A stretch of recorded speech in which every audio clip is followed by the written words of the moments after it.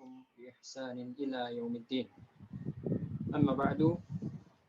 Kembali pemirsa sekalian yang berbahagia, kita bersama-sama akan mempelajari beberapa penjelasan-penjelasan terkait dengan halal dan haram yang termaktub di dalam kitab Mukhtasar Minhajul Qasidin karangan Syekh Ahmad bin Abdurrahman Ibnu Qudamah Al-Maqdisi rahimahullahu taala. Beliau mengatakan bayanul halal wal haram, penjelasan terkait dengan halal dan haram. I'lam, ketahuilah, anna talabal halal fardun ala kulli muslim. Mencari pemasukan yang halal, mencari makanan yang halal adalah sebuah kewajiban bagi setiap muslim. Qad idda'a katsirun minal juhali 'adam al-halal wa qalu lam yabqa minhu illa al-ma' al-furat. Kata beliau di sini, ada sebagian orang yang mengatakan bahwasanya yang halal itu di zaman sekarang ini tidak ada yang tersisa lagi kecuali air sungai. Wal hashish an-nabat, dan juga rumputan yang liar. Wa ma 'ada dzalika faqad afsadathu al-muamalatul fasidah. Adapun selain daripada itu maka telah dirusak oleh muamalat, transaksi jual beli, proses perdagangan yang terjadi di masyarakat dengan cara yang tidak benar. Falamma waqa'a lahum hadza wa 'alimu annahu la budda lahum min al-aqwat tawassa'u fi syubuhati wal haram. Orang yang mengatakan seperti ini, kata beliau, mengatakan bahwasanya tidak ada lagi yang halal, yang ada sekarang semuanya haram. Tujuan mereka itu sebenarnya adalah untuk masuk dan memakan harta yang syubhat serta harta yang haram tanpa batasan yang jelas. Jadi ucapan itu mereka ucapkan, mereka sebutkan hanya untuk menjadikan diri mereka, membukakan pintu gerbang untuk mereka agar mereka bisa makan harta syubhat dan harta haram seluas-luasnya. Wa hadza minal jahl, dan ini adalah fenomena kebodohan, kata beliau. Wa qillatul ilm, sedikitnya ilmu.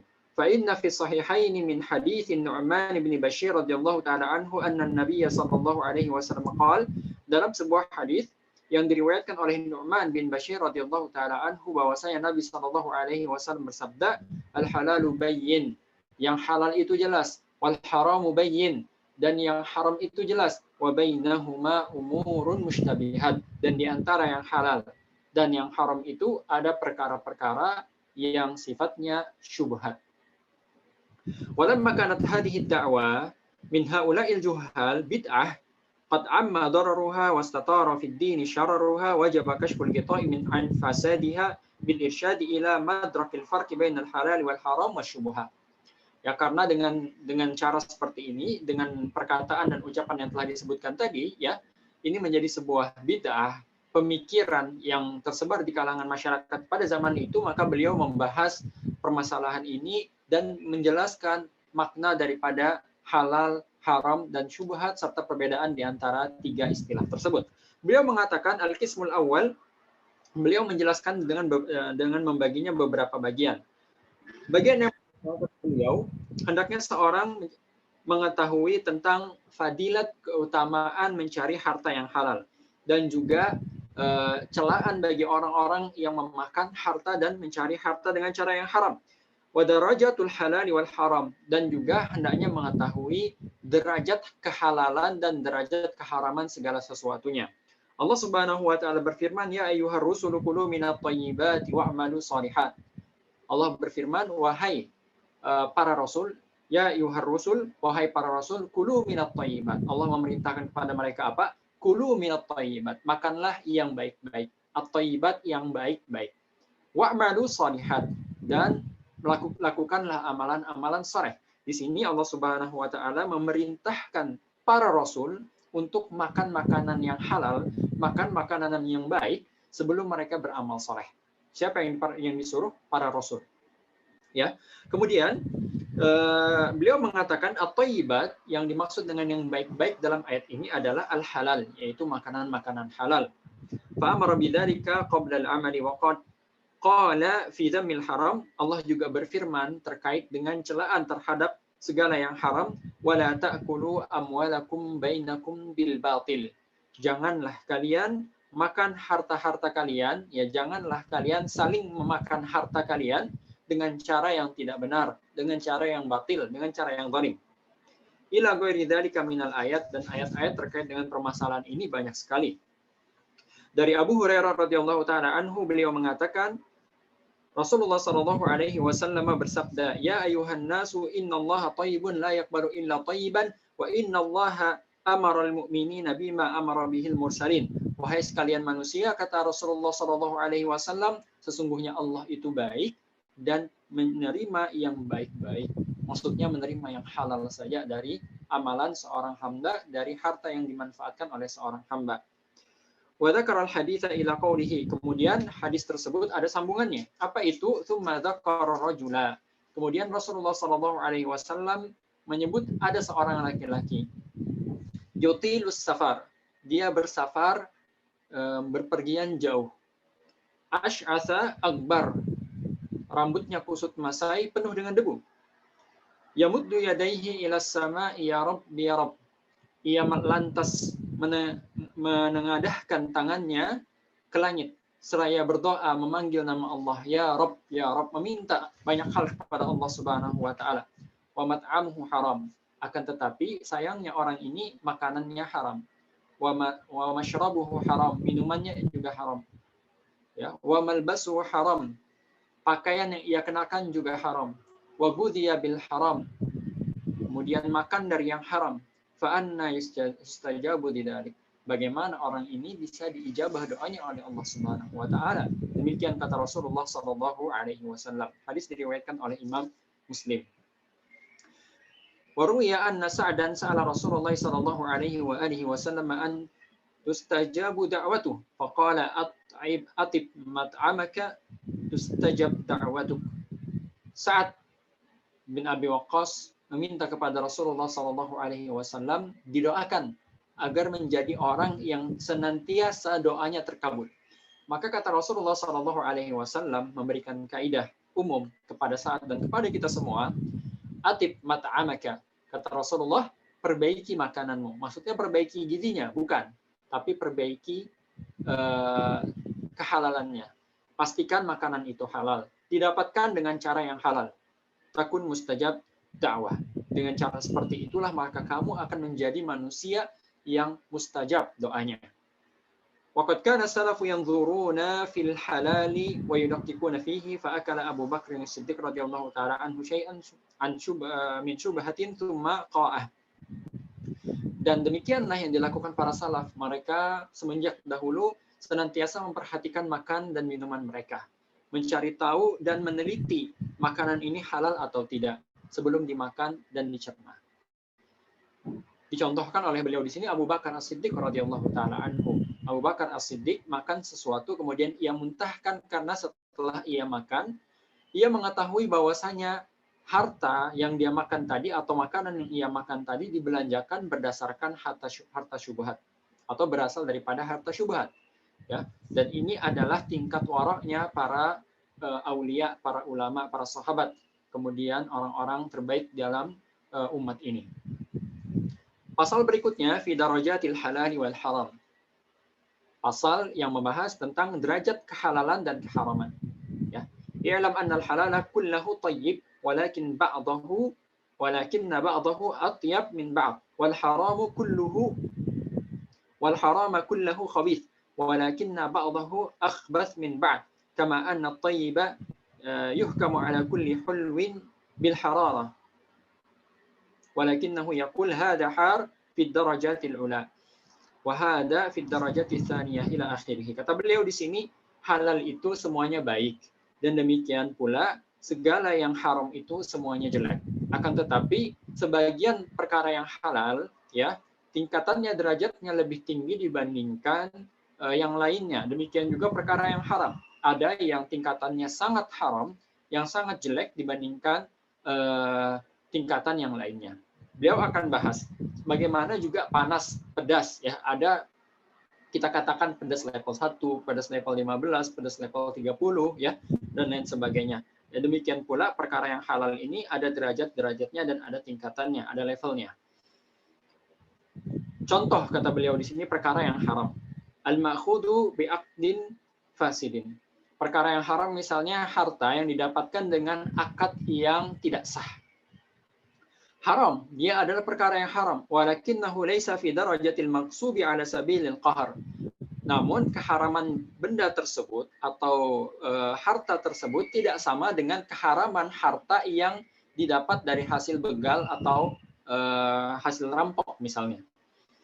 Baril maksud aglath, ya harta yang didapatkan dengan cara merampok atau dengan cara begal misalnya, ini tingkat keharamannya dan kejelekannya lebih buruk dibandingkan harta yang didapatkan dengan akad yang tidak sah.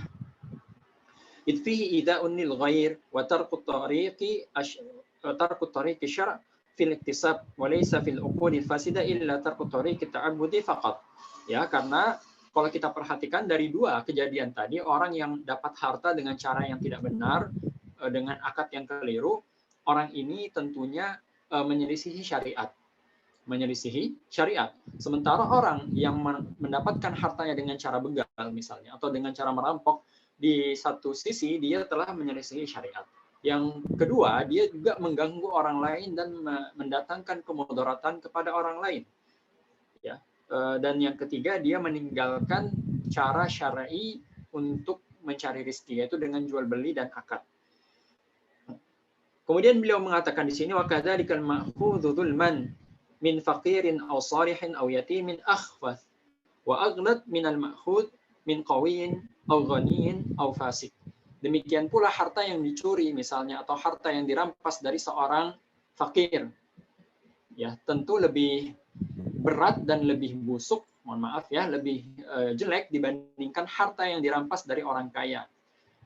Demikian pula harta yang dirampas dari orang soleh, ini lebih busuk dan lebih jelek dibandingkan dengan harta yang dirampas dari orang fasik misalnya.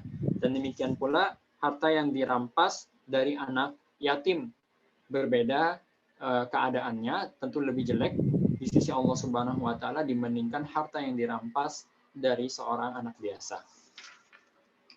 Pasal berikutnya beliau membahas tentang derajat-derajat wara'. Perlu kita ketahui bersama bahwasanya wara' didefinisikan oleh para ulama dengan berbagai macam definisi. Dan definisi yang paling terkenal yang diajarkan di bangku kuliah dan di majelis-majelis ilmu adalah definisi yang disebutkan oleh Ibnu Taimiyah.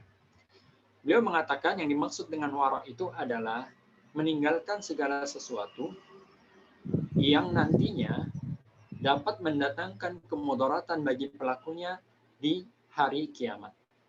Meninggalkan segala sesuatu yang nantinya dapat mendatangkan kemudaratan bagi pelakunya pada hari kiamat. Nah, ini disebut sebagai wara'.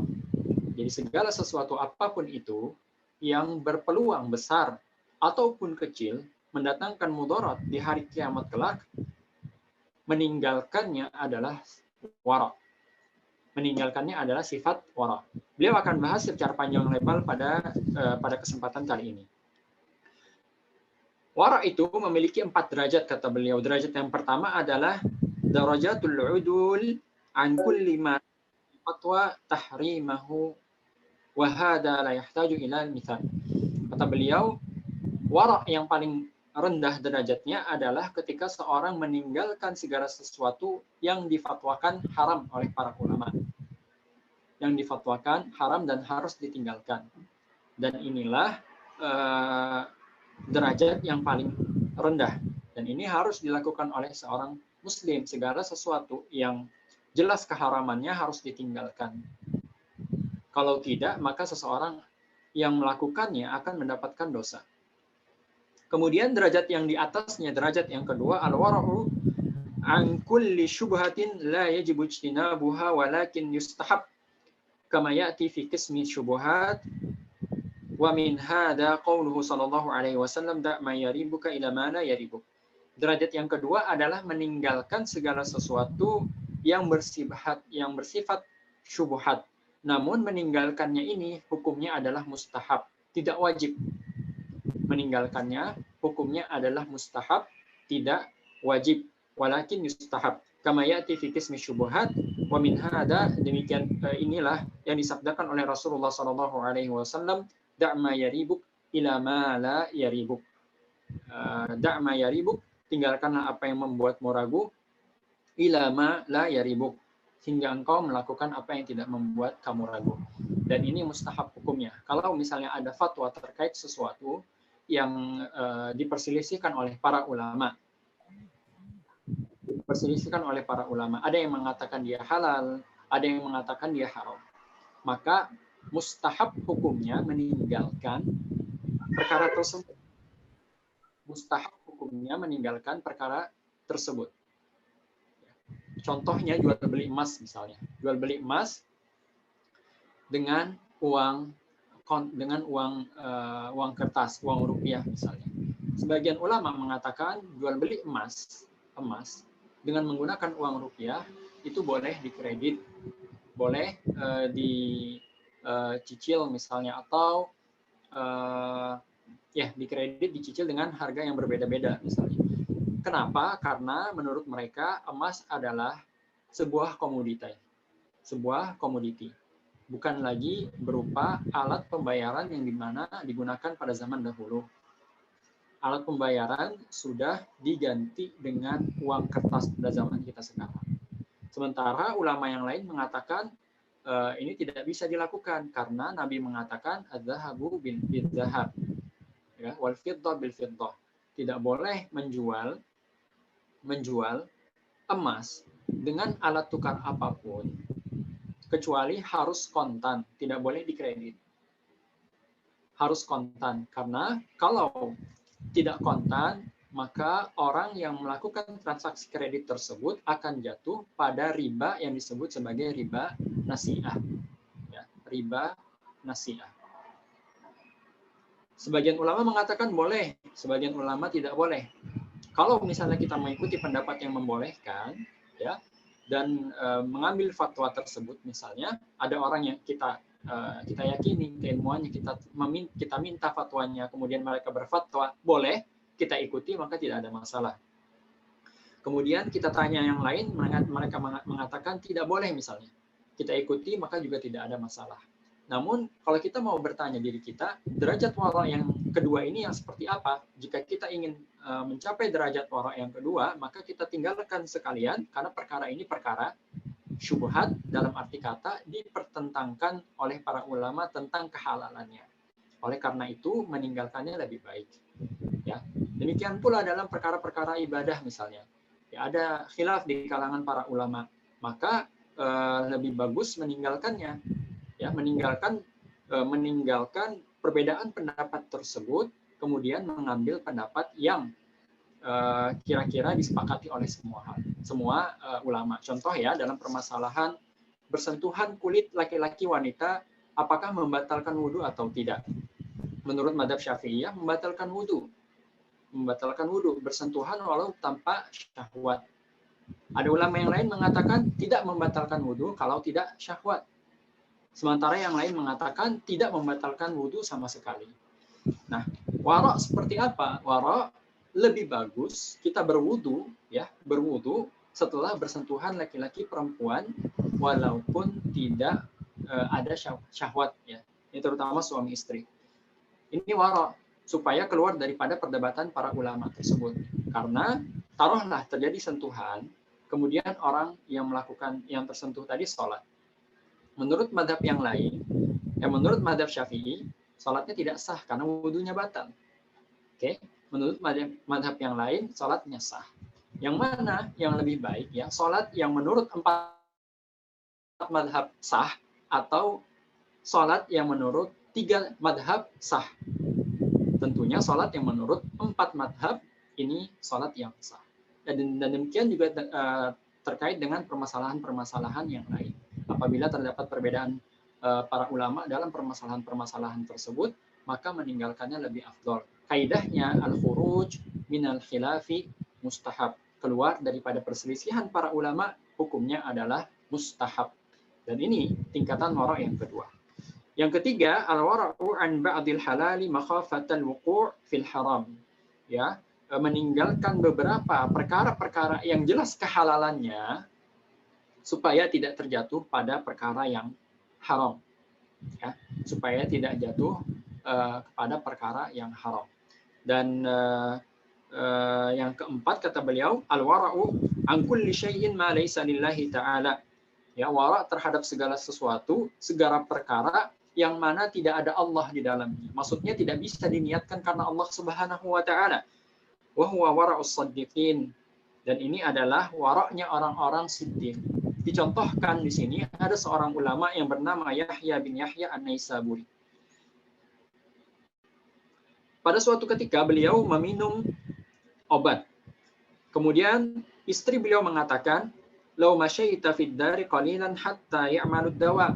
Baiknya ya, Anda berjalan sedikit, berjalan-jalan walaupun di dalam rumah, jalan-jalan saja, fungsinya untuk mempercepat obat ini bereaksi, kata istrinya. Namun apa yang dikatakan oleh Yahya bin Yahya An-Naisaburi, hadhihi misyah la a'rifuha.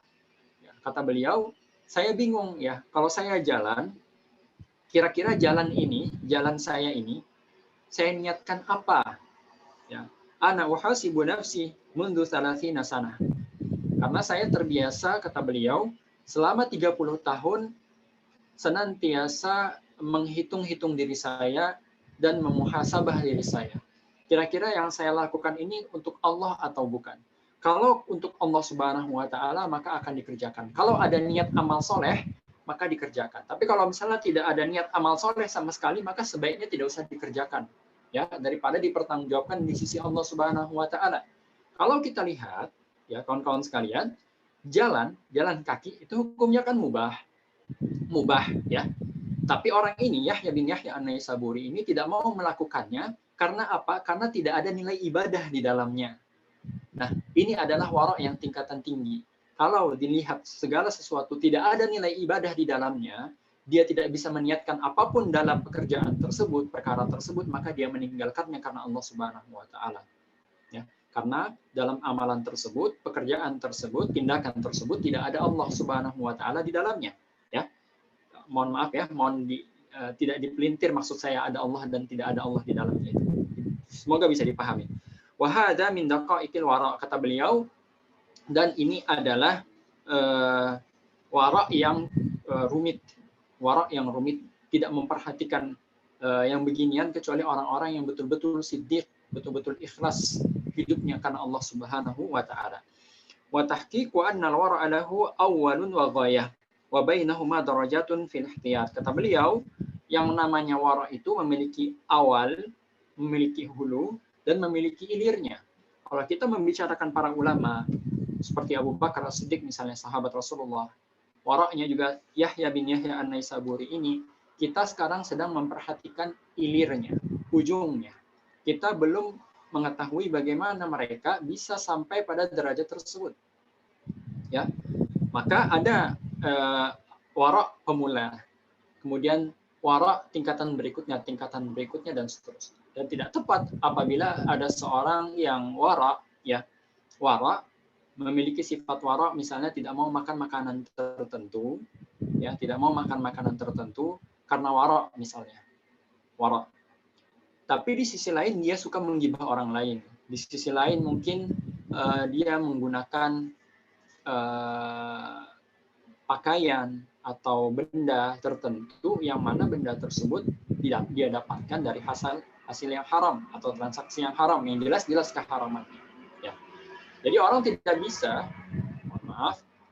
bisa sampai pada derajat wara' yang tinggi tanpa melalui derajat wara' yang paling rendah, yaitu meninggalkan segala yang haram yang jelas keharamannya. فَكُلَّمَا كَانَ الْإِنسَانُ أَشَدُّ تَشْدِيدًا كَانَ أَسْرَعُ جَوَازًا عَلَى الصِّرَاطِ وَأَخَفُّ ظَهْرًا. Dan orang yang senantiasa menjaga dirinya komitmen dengan wara' ini dan semakin keras menjaga dirinya, maka orang yang seperti ini insya Allah, kata beliau, asra'u jawazan 'ala sirat, semakin cepat melalui siratul mustaqim nanti pada hari kiamat. Wa akhaffu dhahran, dan beban dosanya semakin ringan. Wa tatafawatul manazil fil akhirati bihasabi tafawuti hadhihi darajat fil wara' kama tatafawatu darakatun nari fi haqqi dhalamah bihasabi darajatil haram. Dan demikian pula ya, orang yang berhasil merealisasikan, mengejawantahkan wara' dalam kehidupannya, ya, tingkat keberhasilan itu akan mempengaruhi tingkat dan derajat kemuliaannya di surga Allah Subhanahu wa taala kelak. Demikian pula orang yang menerobos hal-hal yang diharamkan oleh Allah Subhanahu wa taala berbeda ya jurang neraka yang ia diami nanti di hari kiamat waliyadzubillah dengan yang lainnya disebabkan karena perbedaan tingkat kezaliman dan keharaman yang ia terobos dan ia hancurkan pada masa-masa hidupnya di dunia ini. Kemudian beliau mengatakan fa in syi'ta fazid fil ihtiyat wa in syi'ta fatarakhas fa li nafsika tahtat wa 'alaiha tatarakhas. Dan kata beliau, kalau kamu ingin derajat yang tinggi maka komitmen yang tinggi terhadap wara harus senantiasa ditingkatkan. Kalau misalnya kamu ingin derajat yang semakin dalam di neraka, maka longgar-longgar sajalah, kata beliau di situ, dan setiap orang akan mempertanggungjawabkan dirinya masing-masing. Itu pembahasan yang pertama yang ingin beliau bahas terkait dengan permasalahan derajat wara ini. Yang kedua, pembahasan yang kedua, fi maratibis syubhat wa tamyiziha 'anil halal wal haram. Derajat syubhat. Syubhat itu tidak semuanya satu derajat, satu golongan, akan tetapi terdapat perbedaan-perbedaan antara satu syubhat dengan syubhat yang lain. Isyarat dari Rasulullah SAW, la ya'lamuhunna katsirun minan nas. Tidak mengetahuinya kecuali sedikit saya dari orang-orang yang ada, kata Rasulullah. Artinya perkara syubhat ini jelas bagi sebagian orang, samar bagi sebagian yang lain. Mungkin saya belum membahas tentang syubhat ya. Tadi di awal kita berbicara tentang perkara yang halal, yang mana jelas kehalalannya. Di sini beliau mencontohkan seperti air hujan yang turun kemudian kita tadah, ya. Kita tadah, air hujan tersebut menjadi milik kita, halal untuk kita minum. Ya, jelas kehalalannya. Demikian juga misalnya mohon maaf ya, daging babi, jelas keharamannya. Kemudian juga najis, misalnya mohon maaf air seni, jelas keharamannya dan lain sebagainya. Namun ada saja dalam kehidupan kita sehari-hari perkara-perkara, entah itu benda, transaksi jual beli atau bentuk muamalat dan lain sebagainya, yang kita tidak tahu apakah dia halal, ya, apakah dia haram. Kadang kita tahu, tapi kita tidak tahu, tapi para ulama mengetahuinya. Dan tidak semua ulama mengetahuinya. Sebagian ada yang hampir mengetahuinya, tapi masih ada keraguan. Sebagian yang lain yakin bahwasanya ini halal. Namun ada juga yang mengatakan ini haram, misalnya, dan lain sebagainya. Dan ini terdapat perbedaan. Nah, ini adalah perkara-perkara yang disebut sebagai syubhat, yang tidak jelas kehalalannya dan tidak jelas keharamannya. Kata beliau di sini kita akan bahas secara detail, ya. Jenis yang ketiga ini tentang syubhat ini. Tadi beliau contohkan terkait dengan perkara yang jelas-jelas syubhat, jelas-jelas halal. Seperti yang tadi telah disebutkan terkait dengan air hujan yang kita tadah, kemudian kita simpan, kita minum. Ini jelas sekali bahwasanya ini adalah halal yang mutlak. Halal mutlak, datang dari langit, kita tadah, jadi milik kita. Air itu kita tadah, misalnya kita tadah air sampai satu jerigen besar, air tersebut boleh kita minum, boleh kita manfaatkan, karena air itu datang dari Allah Subhanahu wa taala dan kita yang memilikinya. Tidak ada syubhatnya, tidak ada, kita tidak bisa berspekulasi apapun. Maksudnya seperti ini, tidak bisa kita katakan, oh mungkin air ini sudah jadi milik orang lain kemudian jadi milik kita. Tidak. Contoh yang beliau sebutkan di sini, kita bisa berspekulasi terkait dengan permasalahan halal dan haram. Halal misalnya, ada binatang buruan. Oke, binatang buruan itu taruhlah ada kijang itu kita tembak misalnya, mati. Kita sudah baca bismillah, kijang itu mati. Ya, kijang itu jadi milik kita, boleh kita makan kijang liar tadi. Tapi ada kemungkinan yang pertama, ya, kijang itu adalah milik orang lain yang lepas. Bisa jadi kemungkinan ini ada. Kemungkinan yang kedua, bisa jadi kijang ini milik pemburu yang lain, kemudian lepas, ya, kemudian kita tembak. Itu kemungkinan yang kedua. Dan kita tidak memiliki dalil apapun, kita tidak punya dalil. Kita lihat bahwasanya ini sepertinya memang liar, tidak ada tanda-tanda kalau ini milik orang lain. misalnya tidak ada kalungnya, ya, atau tidak ada tanda tertentu di ininya, di apa lagi namanya, di tubuhnya yang menunjukkan bahwasanya ini milik orang lain. Dan ketika kita wara dalam permasalahan ini, ya, kita wara, takut ini jangan kita makan, ini kambing, mohon maaf, kijang ini jangan kita makan, karena bisa jadi milik orang lain. Wara yang seperti ini adalah wara yang keliru, ya, wara yang keliru. Kenapa? Ini adalah waswas syaitan. Karena tidak ada dalil yang menunjukkan bahwasanya kijang tersebut adalah milik orang tertentu. Berbeda halnya apabila kita menembak seekor kijang. Kemudian kijang itu terluka dan masuk ke danau misalnya. Kita tidak tahu apakah dia mati karena tembakan kita atau dia mati karena dia tenggelam di dalam danau. Nah, kalau seperti ini keadaannya lebih bagus ditinggalkan sebagai bentuk wara. Atau kita tembak. Kemudian setelah kita dapati bangkainya, ya mohon maaf, kijang tersebut, kita dapati jasadnya, ternyata ada kalungnya misalnya. Oh, berarti ini milik orang lain, bukan milik kita. Dan dari sini kita tahu bahwasanya ini jelas punya orang lain, maka tidak boleh kita memakannya. Ya. Demikian juga perkara-perkara yang haram, perkara-perkara yang haram itu ada juga tingkatan-tingkatannya. Ya. Dan syubhat seperti itu juga, ya. Syubhat ada yang jelas ada yang bisa mendekati ke syubhat, ke arah yang halal, dan dia mendekat ke arah yang haram. Ya. Syubhat ada cenderung halal, ada yang cenderung haram. Tapi kita memiliki dalil bahwasanya ini haram. Dari sisi yang lain, ya, kita juga memiliki dalil bahwasanya ini halal. Dan berbeda-beda kekuatan dalil tersebut. Tarik-menarik seakan-akan haram, perkara-perkara ini berada di tengah-tengah halal dan haram. Ditarik dari satu sisi kerana halal oleh satu dalil, namun ditarik dari sisi yang lain kerana haram dengan dalil yang lain. Namun para ulama lah yang mengetahui bagaimana mengkompromikan dalil-dalil tersebut hingga meletakkan perkara ini pada tempat yang tepat. Ya, beliau di sini menjelaskan haddu syubhat ma ta'arada fihi i'tiqad sadara i'tiqadan sadara an syai'aini muqtadayaini li'tiqadain wa mithalatu syubha katsirah wal muhim minha mithalan. Ya, ada dua permisalan beliau sebutkan di sini. Permisalan yang pertama, asyakku fi sababil muhallil awil muharrim. Ya, syak, ragu sebab dijadikan perkara ini haram atau halal. Ya. Pada asalnya perkara ini halal misalnya.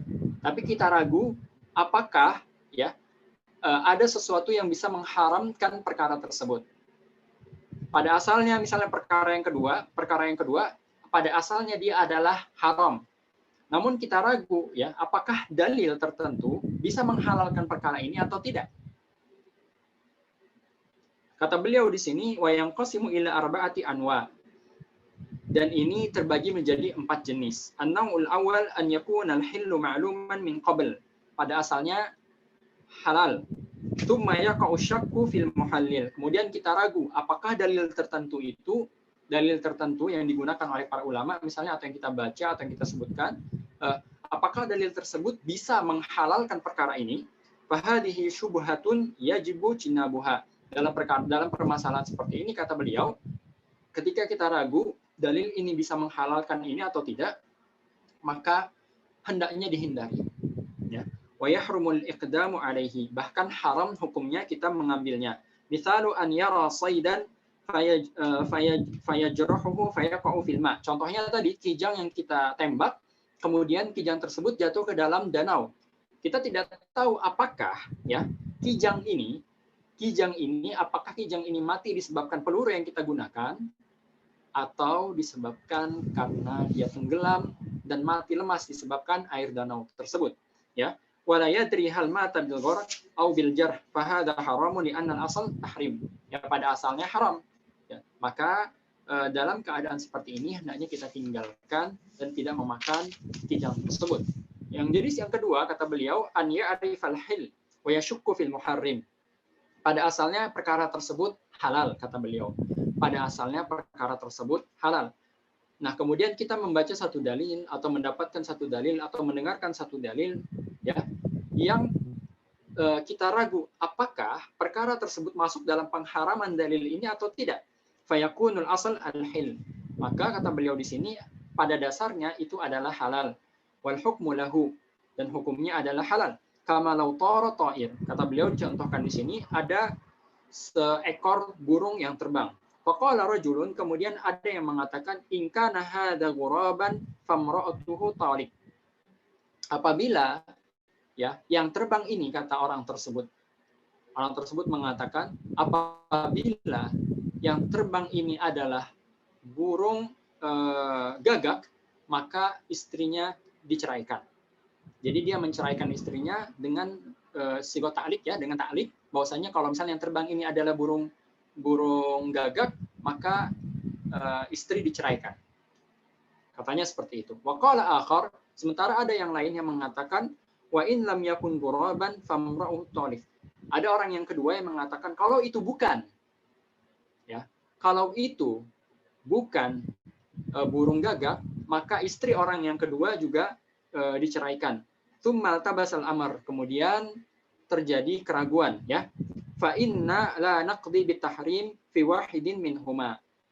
Ya, kemudian terjadi syubhat. Kita tidak tahu sama sekali apakah burung ini burung gagak atau tidak. Pada saat ini seorang hakim, seorang ulama tidak menghukumi bahwasanya istrinya telah haram untuk disentuh oleh suaminya. Ya, kedua orang yang tadi ya tidak dikatakan bahwasanya mereka berdua menceraikan istrinya. Walakin alwara ijtinabuhuma wa tatliquhuma.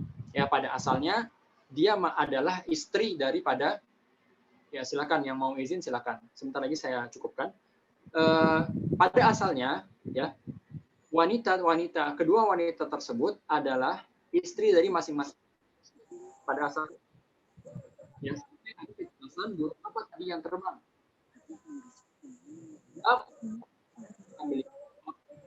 Meninggalkan dua istri tersebut.